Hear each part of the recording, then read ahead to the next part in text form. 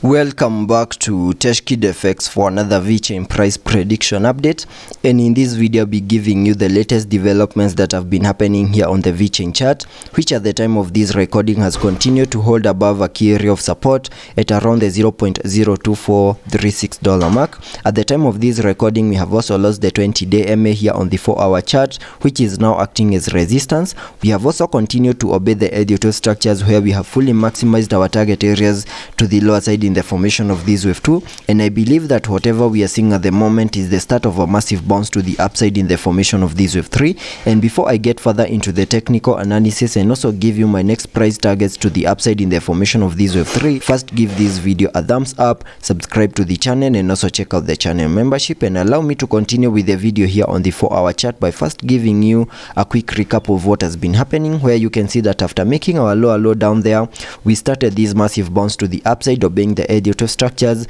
and also making a peak at around the $0.267 mark, and also completing the formation of a larger Elliot wave count 1 to the upside. And after seeing the formation of a larger Elliot wave count 1,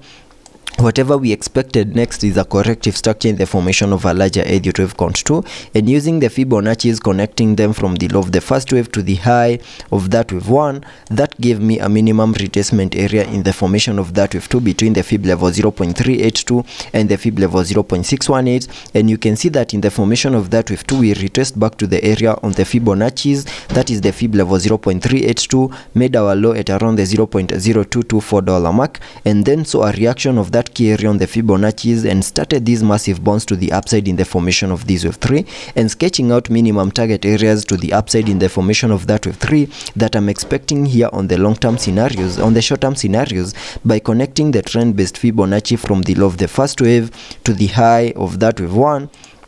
then dragging the fibs to the low of the second wave. That gives me a minimum target area to the upside in the formation of that wave 3 at the fib level 1.618, and that is at around the $0.04052 mark, and that is the minimum that I'm expecting that wave 3 to the upside to do. And because a wave 3 to the upside is an impulsive wave, I'm also expecting to see a 5-wave structure in formation within the formation of that wave 3, having the wave 5 of the fractal wave fully maximizing our target areas to the upside in the formation of this wave 3. And I believe we are seeing such a scenario over here. And if I zoom in so that we can see that better, you can see that after making our low in the formation of that wave 2, we saw this bounce to the upside in what we can term as that first wave to the upside. And after seeing the high for that wave 1, we saw this corrective structure in the formation of that wave 2, then started this massive bounce to the upside in the formation of that wave 3. And I believe that whatever we are seeing at the moment is a bit of a pullback in the formation of that wave 4. Then we can continue pushing even higher in the formation of this wave 5 to fully maximize our target areas at around the $0.04 mark in the formation of this larger Elliot wave count 3. And sketching out and getting to see whether the third wave right here has done the minimum that we expect our third wave to the upside to do, by connecting the trend-based Fibonacci from the low of the first wave to the high of that wave 1, then dragging the fibs to the low of the second wave. That gave me a minimum target area to the upside in the formation of that wave 3 at the fib level 1.618, and that is at around the $0.03079 mark, which is a target area that we fully maximized. And after fully maximizing it, we saw a bit of a retracement over here, then continued gearing up in a move that has now given us a peak at around the $0.03257 mark. And I'm still terming that new high as the high for that third wave to the upside, which has managed to break above our minimum target area at the fib level 1.618, making a high at around the $0.032 mark. And having that as the high for that wave 3,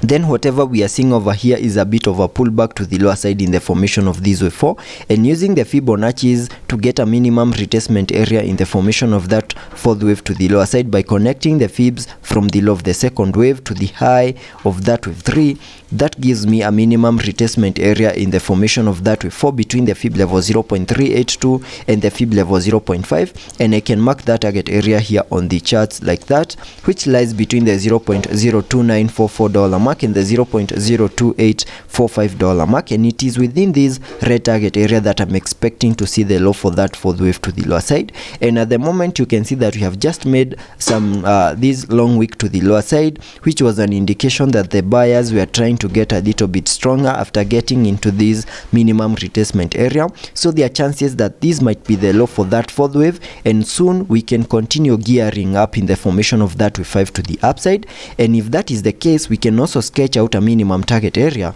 to the upside in the formation of that wave 5